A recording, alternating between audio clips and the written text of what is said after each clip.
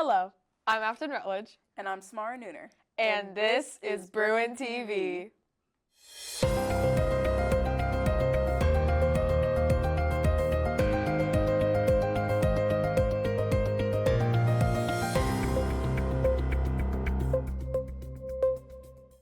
Good morning, Bruins. Here at the high school, we have plenty of fine arts, but we need to start acknowledging them. The marching band is starting to enter their competition season, and we decided to shine some light on that. Here's Alvin with the story.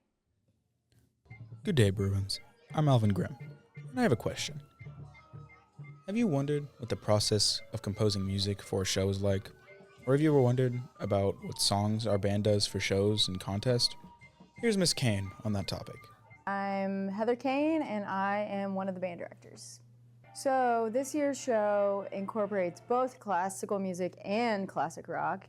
So we have some Chopin, and we have some Saint-Saëns, and then we also have some opera, as well as our closer, which is Painted Black, all the way up to music from the 90s.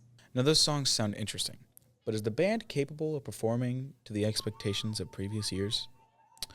William Ferris has the answer. I am one of the 3 drum majors for the band. Personally, I believe that we are definitely more than capable of performing classic rock along with classic musical, as those are generally some of the stuff that, while we don't really play it outside for many people in the public, it's largely what we play for concert season, so we are definitely capable of that.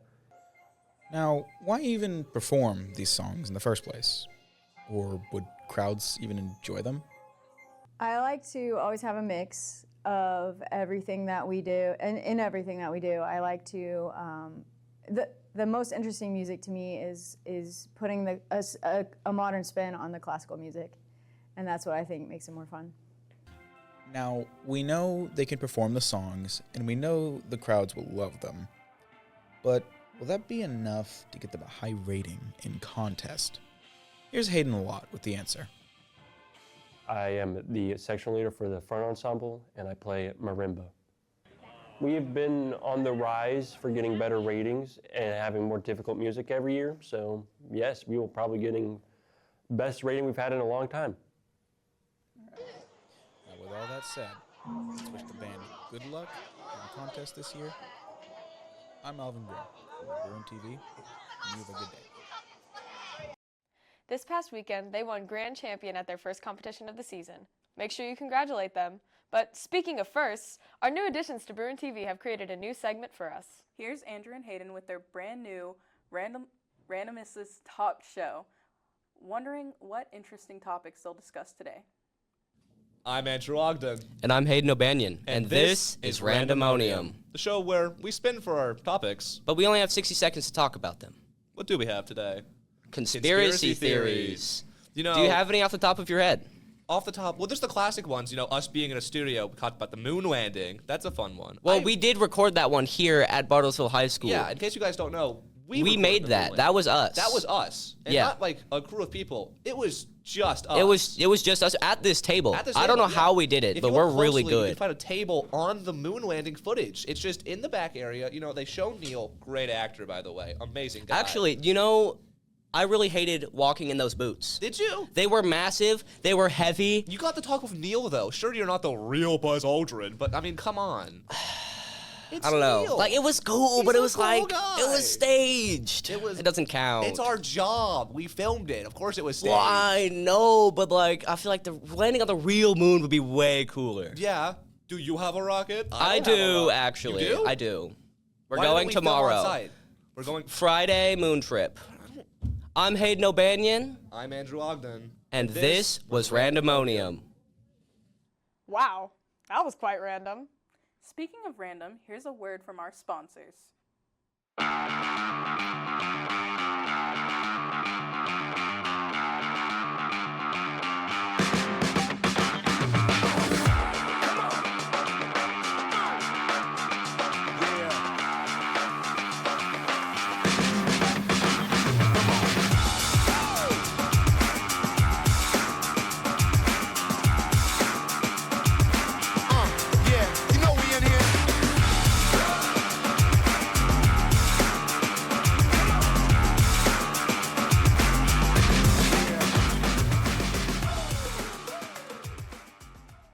last but not least, our superintendent, Mr. McCauley, is stepping down after this year so he can go into retirement. I took it upon myself to get an interview with him, having a heart-to-heart about what this means for the schools and what that might look like for the students and staff. A lot of people don't know that Mr. McCauley is retiring this 2025-2026 school year. He's been an assistant principal at Bartlesville High School, a district personnel director, director of secondary instruction, and the superintendent of schools in Bartlesville for the last 10 out of his 25 years here. He has brought so many amazing things in development to Bartlesville school districts and has made sure school is taken seriously and teachers have felt heard. He has been the backbone of what we have needed and given so much support to everyone. He is someone that people can talk to and things will get solved. He has had so much dedication to Bartlesville school districts, and Mr. McCauley and I have some things to tell you about that. So, how long did you work in the Bartlesville district, and what knowledge did it bring you? This is my 25th year to work for Bartlesville. I started here in this building as an assistant principal. When I first came to Bartlesville, I was here in this building for 8 years. I was an assistant principal and then the principal. And then I moved to the central office where I was an executive director. I worked with human resources for the district. I've also worked with, I oversaw all the secondary schools, Central, Madison, at that time Med High and the high school. And then I had a stint where I was an interim superintendent. The previous superintendent had some health issues, and so I kind of filled in that role. And then this is my 10th year to be superintendent. So I've been in education a total of 34 years. I really enjoyed working, especially here at the high school. That was a lot of fun. I enjoyed my time here. But yeah, lots of great experiences, lots of memories, and I hope that I'm leaving it better than I found it. If you could go back in your career, would you still have chose to be the superintendent?